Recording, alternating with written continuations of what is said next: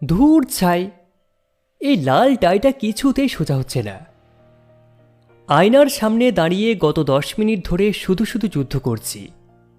এমনিতেই প্রথম দিন, অফিসে লেট হওয়া মানেই নির্ঘাত মরণ।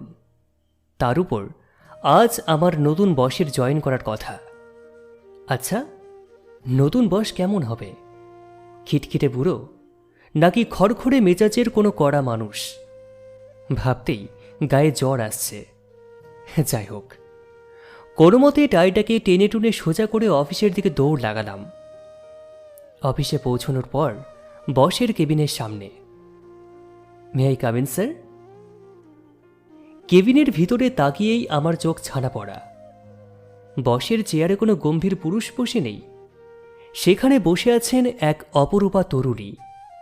পরনে হালকা নীল রঙের শাড়ি, চুলে পারফেক্ট একটা খোপা, আর চোখে চশমা। তিনি ফাইল থেকে মুখ তুলে আমার দিকে তাকালেন। উফ, ওই চোখ দুটো যেন চাবুকের মতো ধারালো, আবার অদ্ভুত সুন্দর। আসুন জয় সাহেব, আপনার পাঞ্চিং টাইম দেখলাম ঠিক 15 মিনিট লেট। প্রথম দিনে যদি এই অবস্থা হয় তাহলে প্রজেক্টের ডেডলাইন কিভাবে মেনটেন করবেন? সরি ম্যাডাম, আসলে রাস্তায় প্রচণ্ড জ্যাম ছিল, আর টাইটা কিছুতেই মানে আম রিয়েলি সরি। আর কখনো এমনটা হবে না। জ্যামের অজুহাত আমি পছন্দ করি না Joy. This is your first and last warning. এই ফাইলটা নিন, আজ সন্ধ্যার মধ্যে এই ক্লায়েন্ট প্রেজেন্টেশনটা রেডি চাই। Now you may go. জি ম্যাডাম, থ্যাংক ইউ। কেবিন থেকে বেরিয়ে এসে লম্বা একটা শ্বাস নিলাম। বাপরে বাপ, দেখতে যেমন রূপবতী, মেজাজটা ঠিক ততটাই কড়া। অফিসের সবাই অলরেডি ফিসফিস করছে নতুন বসের নাম নাকি দিয়া। তবে কাজের জায়গায় তিনি যতটা কঠিন, পার্সোনাল লাইফে ঠিক ততটাই রোমান্টিক আর ইমোশনাল। সেটা বোঝার ভাগ্য বোধহয় একমাত্র আমার কপালে লেখা ছিল। কেটে গেল 3টি মাস। কাজের সূত্রে দিয়া ম্যাডামের সাথে আমার দূরত্ব কমতে লাগলো। কড়া বসের ভিতরের নরম মনটা আমি আস্তে আস্তে আবিষ্কার করতে পারলাম। আর সেই আবিষ্কারের শেষ পরিণতি আজ আমাদের বাসর রাত। হ্যাঁ, অফিসে সেই কড়া ম্যাডাম এখন আমার ঘরের বউ। শেরওয়ানিটা খুলেই বিছানায় এসে বসলাম। দিয়া ঘুমটা টেনে বসে আছে। লাল বেনারসিতে ওকে ঠিক পরীর মতো লাগছে। আচ্ছা ম্যাডাম, অফিসে তো ফাইলের ডালপালা না নাড়িয়ে এক চুলো নড়তেন না, তা আজকে লাল শাড়ি পরে ঘোমটা টেনে একদম লক্ষ্মী বউটি সেজে বসে থাকার পিছনে স্ট্র্যাটেজিটা কি জানতে পারি? কেন? অফিসে যেমন ফাইল চেক করতাম, এখানেও ঠিক তেমনই অন্য কিছু চেক করার ইচ্ছে আছে। কোনো আপত্তি আছে মিস্টার জয়? ওরে বাবা, ঘরে এসেও বসের ধমক! আজ অন্তত ম্যাডামগিরিটাকে অফিসে ডেস্কে রেখে আসতে পারতে দিয়া। ধুর পাগল, এখন আমি তোমার কোনো বস নই, এখন আমি শুধু তোমার দিয়া, তোমার অর্ধাঙ্গিনী। আর সত্যি বলতে কি জানো, অফিসের ওই গম্ভীর মুখোশটা পরে থাকতে থাকতে আমার দম বন্ধ হয়ে আসতো, শুধু তোমার ওই বোকা বোকা চেহারাটা দেখার জন্য আর একটু কথা বলার জন্য আমি রোজ অফিসে ছটফট করতাম। তাই বুঝি? অথচ অফিসে এমন ভাব করতে যেন আমাকে পেলে চিবিয়ে খেয়ে ফেলবে। জয় সাহেব, এই ফাইলটাকে রিভিউ করান। জয় সাহেব, ক্লায়েন্ট মিটিংয়ে নোটিশ কোথায়? উফ, ভয়ে আমার হাত পা কাঁপত রীতিমতো। ও মা, তাই নাকি? ভয় পেতে? কই, আমার তো মনে হতো তুমি ইচ্ছে করে ভুল করতে, যাতে আমার কেবিনে বারবার ঢোকার বাহানা পাও। এই যে রোজ বিকালে আমার কফি কাপের নিচে একটা করে ছোট্ট চিরকুট লুকিয়ে রেখে আসতে, ওগুলো কার ছিল শুনি? আবা, ইয়ে মানে ওগুলো তো জাস্ট ফর্মাল ফিডব্যাক ছিল। আচ্ছা, ফর্মাল ফিডব্যাক? কোনো ফাইলে কি লেখা থাকে, ম্যাডাম আজ নীল শাড়িতে আপনাকে নীলপরীর মতো লাগছে, কিংবা আপনার ওই কাজল কালো চোখের দিকে তাকালে আমি ফাইলের হিসেব ভুলে যাই? এগুলো বুঝি অফিসের ফর্মাল ভাষা মিস্টার জয়? দিয়াকে আলতো করে নিজের বুকের কাছে টেনে নিয়ে, কি করব বলো, তোমার ওই কড়া চশমার পিছনের চোখ দুটো যে আমাকে পাগল করে দিয়েছিল। আমি তো হেসেই ফেলেছিলাম। যেদিন তুমি প্রথমবার ওই চিরকুটটাকে পেয়েও আমাকে বকা না দিয়ে উল্টো ডায়েরির ভিতরে লুকিয়ে রেখেছিলে। আমি কিন্তু সব দেখে ফেলেছিলাম দিয়া। দুষ্টু একটা। জানো জয়, আমি ভীষণ একাকিত্বে ভুগতাম। সবাই আমার পজিশন আর গম্ভীর রূপটাই দেখেছে, কিন্তু ভেতরে ভালোবাসার কাঙাল মেয়েটাকে কেউ দেখেনি। তুমি যদি প্রথম আমার কেবিনে লেট করে ঢুকে টাই সোজা করতে পারছিলে না, সেদিন থেকেই না জানি কেন আমার মনটা তোমার জন্য কেমন যেন করে উঠেছিল। আর আজ দেখো, সেই ম্যাডাম আমার ঘরে আলো করে বসে আছে। সত্যি, জীবনটা মাঝে মাঝে বড্ড অদ্ভুত সুন্দর চিত্রনাট্য লেখে। শুধু সুন্দর নয় জয়, এই চিত্রনাট্যটাকে আমি আরও অনেক রোম্যান্টিক বানাতে চাই। অফিসে আমি তোমার বস হতে পারি, কিন্তু এই ঘরে, এই মনে রাজত্বটা কিন্তু শুধুই তোমার। তাহলে রাজকুমারী, আজকে রাতটা শুধু আমাদের। কোনো অফিস নেই, কোনো ফাইল নেই, কোনো ডেডলাইন নেই, শুধু তুমি আর আমি। শুধু তুমি আর আমি, ভালোবাসার এক নতুন অধ্যায়। বিয়ের পর প্রথম দিন অফিসে যাওয়ার অনুভূতিটা যে কি অদ্ভুত, তা বোধহয় পৃথিবীর কোনো ডিকশনারিতে লেখা নেই। তার উপর যদি নিজের অফিসের বসই নিজের বউ হয়, তাহলে তো কোনো কথাই নেই। সকালবেলা দিয়া একদম পারফেক্ট শাড়ি পরে, চুলে সেই চেনা খোপাটাকে বেঁধে, চোখে চশমা লাগিয়ে রেডি। আর আমি তখনও ব্রেকফাস্ট টেবিলে বসে হাঁ করে ওর দিকে তাকিয়ে আছি। জয় সাহেব, হাঁ করে তাকিয়ে না থেকে চটপট কফিটা শেষ করুন, আর ঠিক 10 মিনিটের মধ্যে গাড়িতে এসে বসুন। লেট হলে কিন্তু আজ আর জ্যামের অজুহাত শুনবো না। বিছানা থেকে টাইটাকে তুলতে তুলতে, আরে বাবা দিয়া, ঘরে তো অন্তত ম্যাডাম গাড়িটাকে বন্ধ করো। এই তো আধ ঘন্টা আগে বিছানায় কত মিষ্টি মিষ্টি কথা বলছিলে, আর এখনই পুরো হিটলার সেজে গেলে। বাহ! ধুর পাগল, বাড়িতে আমি তোমার বউ, কিন্তু অফিসের গেট পার হলেই আমি তোমার রিপোর্টিং ম্যানেজার। অফিসে আমাদের বিয়ের খবরটা এখনো কেউ জানে না, তাই সেখানে যদি তুমি আমাকে দিয়া বলে ডাকো বা আমি তোমাকে লাইভ প্রশ্রয় দিই, তবে কলিগরা আড়ালে হাসাহাসি করবে। প্রফেশনালিজম মেনটেন করতে হবে তো মিস্টার হাজব্যান্ড। দিয়ার কোমরে হাত দিয়ে আলতো করে টেনে ওকে আমার কাছে নিয়ে বললাম, তা তো বুঝলাম ম্যাডাম, কিন্তু অফিসে গিয়ে এই চশমা পরা কড়া দিয়াকে দেখে আমার যে বুকের ভিতরটা ছটফট করবে, তার ক্ষতিপূরণটা কে দেবে শুনি? তার ক্ষতিপূরণ রাতে বাড়ি ফিরে সুদে আসলে বুঝিয়ে দেব। এখন চলো, আর একদম লেট নয়। অফিসে পৌঁছানোর পর বসের কেবিনে, may I come in madam? আসুন জয় সাহেব, প্রজেক্টের নতুন ফাইলটা নিয়ে এসেছেন? ফাইলটা দিয়ার টেবিলে রাখতে রাখতে চারপাশটাকে ভালো করে দেখে নিলাম। কেবিনের কাচের ওপাশে বাকি সব কলিগরা যে যার কাছে ব্যস্ত। দিয়া ফাইলের পাতা উল্টাতে লাগলো। আমি টেবিলের উপর একটু ঝুঁকে নিচু গলায় বললাম, আচ্ছা দিয়া, লাঞ্চে আজকে কি খাবে? মা কিন্তু আমাদের দুজনের জন্য ইলিশ মাছ রান্না করে টিফিন বক্সে গুছিয়ে দিয়েছেন। জয় সাহেব, কাজের সময় পার্সোনাল কথা একদম নয়। ফাইলটাতে এই গ্রাফটা ভুল আছে, এটা ঠিক করে আনুন। তারপর অফিসের বাকিদেরকে আড়াল করে টেবিলের তলা দিয়ে দিয়া নিজের পা দিয়ে আমার পায়ে হালকা চাপ দিয়ে ফিসফিস করে বলল, উফ জয়, একটু আসতে বলো। পাশের ডেস্কের শর্মিষ্ঠাদি কিন্তু আমাদের দিকেই তাকিয়ে আছে। আর লাঞ্চটা আমরা আজ বাইরে গিয়ে খাবো না, আমরা কেবিনেই একসাথে বসে খাবো। এখন চুপচাপ ফাইলটা নিয়ে যাও তো, দুষ্টু ছেলে। ইয়েস ম্যাডাম, আমি এখনই কারেকশন করে আনছি।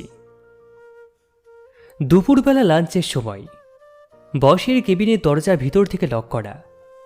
দিয়া আর আমি সোফায় পাশাপাশি বসে টিফিন বক্স খুলছি। দিয়া পরম যত্নে ইলিশ মাছের কাঁটা পেছে আমার মুখে তুলে দিচ্ছে।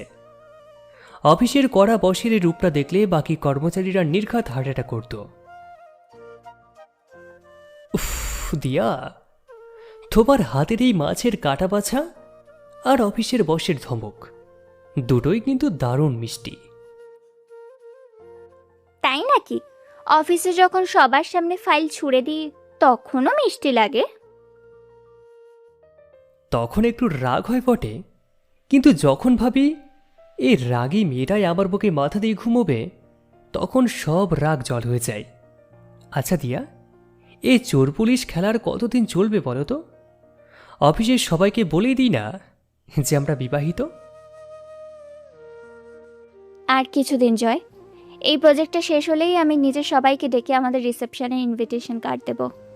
আমি চাই না কেউ ভাবুক যে তুমি বসের স্বামী বলে অফিসে বাড়তি কোনো সুবিধা পাচ্ছ। আমি চাই আমার জয় নিজের যোগ্যতায় সবার উপরে উঠুক।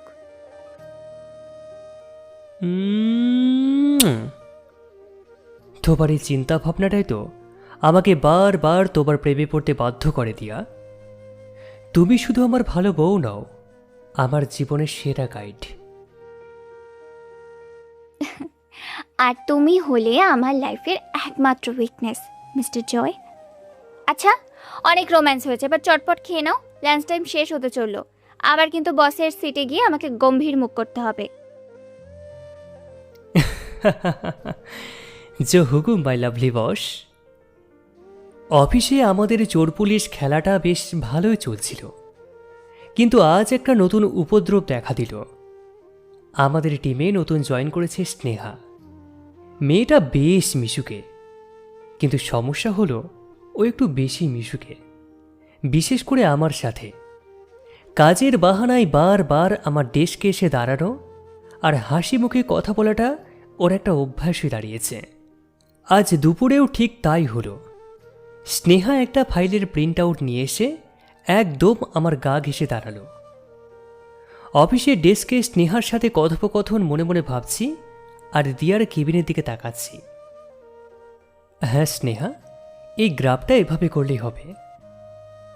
আমি স্নেহার ফাইলে পেন দিয়ে দাগিয়ে দিচ্ছিলাম, আরও খিলখিল করে হেসে উঠে বলল, থ্যাংক ইউ জয়দা, তুমি এত সুন্দর করে বুঝিয়ে দাও না, কি বলবো। ও যখন হাসছিল আমার মেরুদণ্ড দিয়ে একটা ঠান্ডা স্রোত বয়ে গেল, কারণ আমি স্পষ্ট দেখতে পাচ্ছিলাম বসের কাচের কেবিনের ওপার থেকে দিয়া আমাদের দিকে তাকিয়ে আছে। ওর চোখের চশমাটা নাক বরাবর নেমে এসেছে আর চোখ দুটো দিয়ে যেন আস্ত একটা আগ্নেয়গিরি বেরিয়ে আসছে। ঠিক তখনই আমার টেবিলের ইন্টারকমটা বেজে উঠল। ইন্টারকম তুলে, ইয়েস ম্যাডাম। জয় সাহেব, প্রজেক্টের ফাইলটা নিয়ে এক্ষুনি আমার কেবিনে আসুন, ইমিডিয়েটলি। ফোনটা কেটে গেল। আমি একটা ঢোক গিলে ফাইলটাকে বগল দাবা করে দিয়ার কেবিনের দিকে রওনা হলাম। মনে মনে ঈশ্বরের নাম জপ করছি। May I come in madam? আসুন, দরজাটা লক করে দিন। দরজাটা লক করে একটু সাবধানে টেবিলের সামনে গিয়ে দাঁড়ালাম। এ নিন ম্যাডাম, আপনার কাঙ্ক্ষিত ফাইল। কোনো ভুল ত্রুটি হয়েছে কি? ফাইল তো পরে হবে জয় সাহেব, আগে বলুন ডেস্কে বসে নতুন কলিগের সাথে কিসের এত হা হা হি হি চলছিল? কাজ করতে এসেছেন নাকি রোম্যান্স করতে? মনে মনে হাসলাম। দিয়াকে এত হিংসে করতে আগে কখনো দেখিনি। একটু দুষ্টুমি করার লোভ সামলাতে পারলাম না। কেন ম্যাডাম? স্নেহা তো জাস্ট কাজের একটা ডাউট ক্লিয়ার করছিল। আর ও মেয়েটা বেশ মিষ্টি, গুছিয়ে কথা বলে সুন্দর করে। আপনার কেন তো রাগ হচ্ছে বলুন তো? মিষ্টি? ওই মেয়ে মিষ্টি আর আমি বুঝি তেতো? জয়, একদম বেশি কথা বলবে না বলে দিচ্ছি। আমি বসের কেবিনে বসে কম্পিউটারে কাজ করব আর ওই মেয়ে তোমার গায়ের উপর ঝুঁকে পড়বে, হাসবে, ওটা আমি সহ্য করবো ভেবেছো? আই অ্যাম ইয়োর ওয়াইফ জয়। অফিসের বস হতে পারি, কিন্তু তোমার উপর পুরো অধিকারটা শুধুই আমার। দিয়ার কোমর জড়িয়ে ধরে নিজের বুকের সাথে লেপ্টে নিলাম। ওর চশমাটা আলতো করে খুলে টেবিলের উপরে রাখলাম। ওরে আমার হিংসুটে বউরে, এত হিংসে লুকিয়েছিল তোমার ওই কড়া বসের মুখোশের আড়ালে? আমি তো ভাবতাম ম্যাডাম শুধু ফাইল ছুটতে জানেন, ভালোবাসার মানুষকে আগলে রাখতে জানেন না। জানতাম না তো। আর যখন দেখলাম ও তোমার এত কাছে দাঁড়িয়ে কথা বলছে, আমার বুকের ভেতরটা কেমন যেন করে উঠল।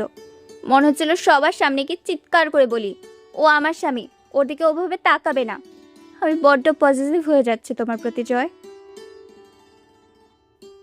ওর কপালে চুমু খেয়ে চুলে বিলি কেটে দিতে দিতে বললাম, পাগল একটা।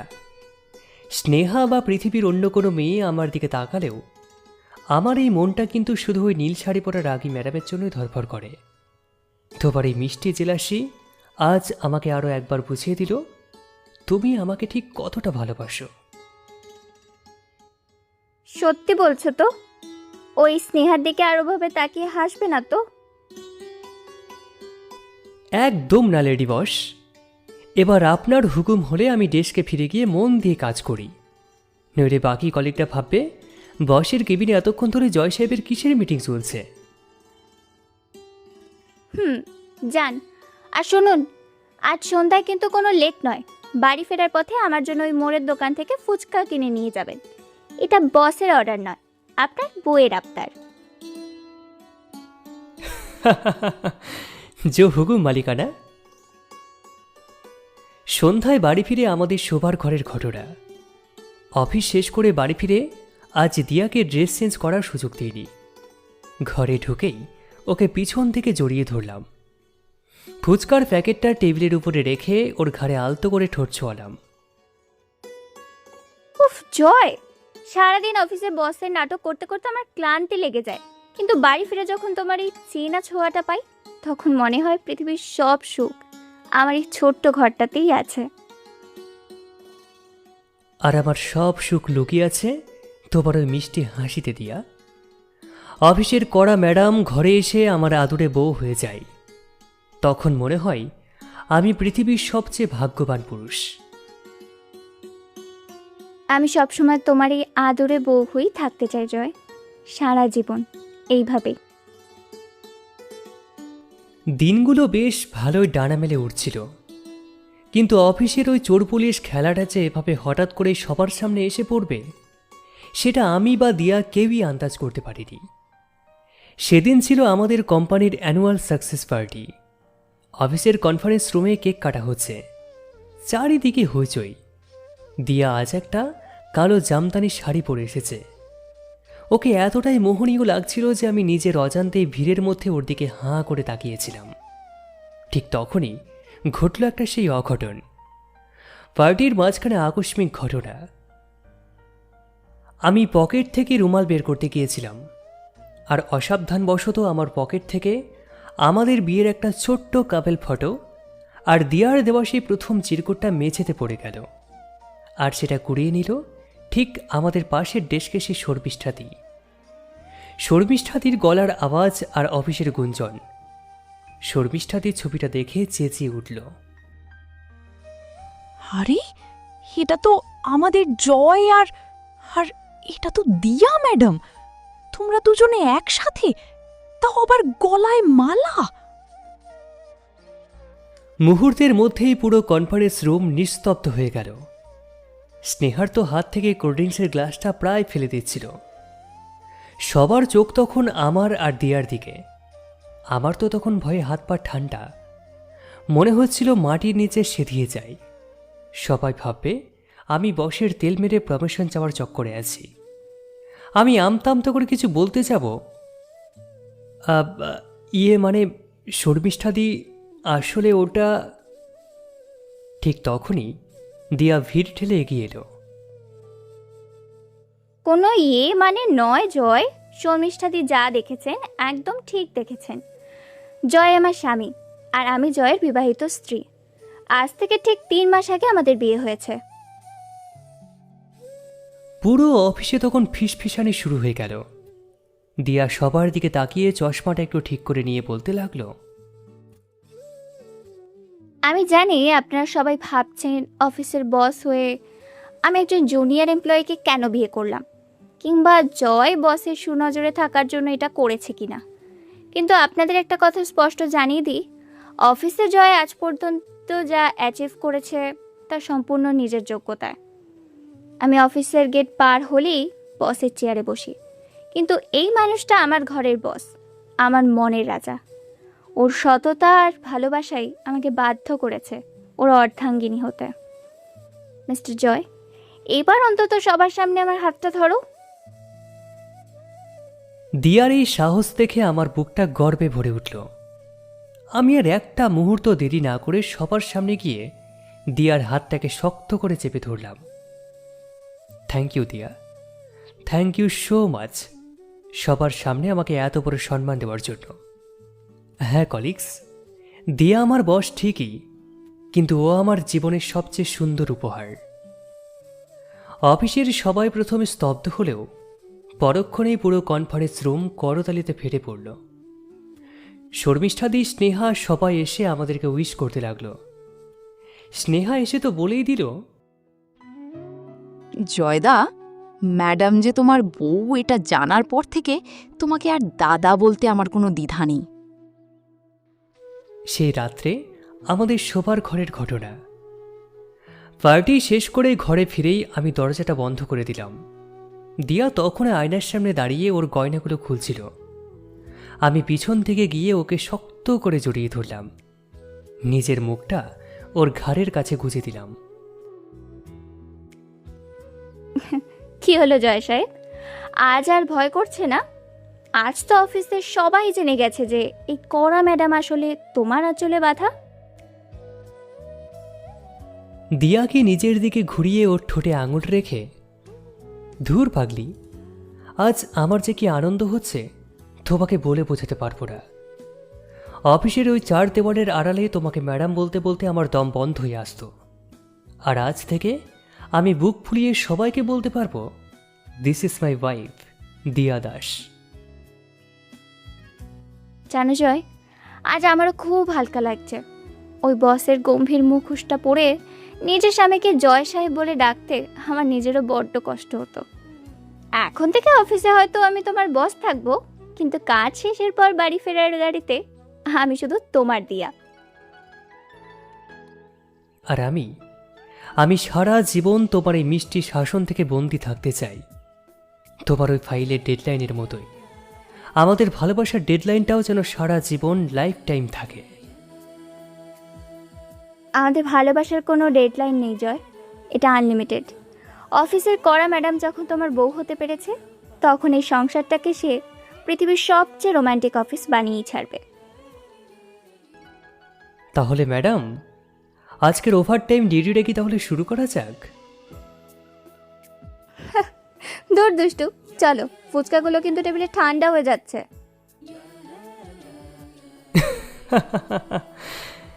দিয়াকে কোলের মধ্যে তুলে নিলাম। ফুচকা পরে হবে, আগে বসের হুকুম তামিল করা যাক।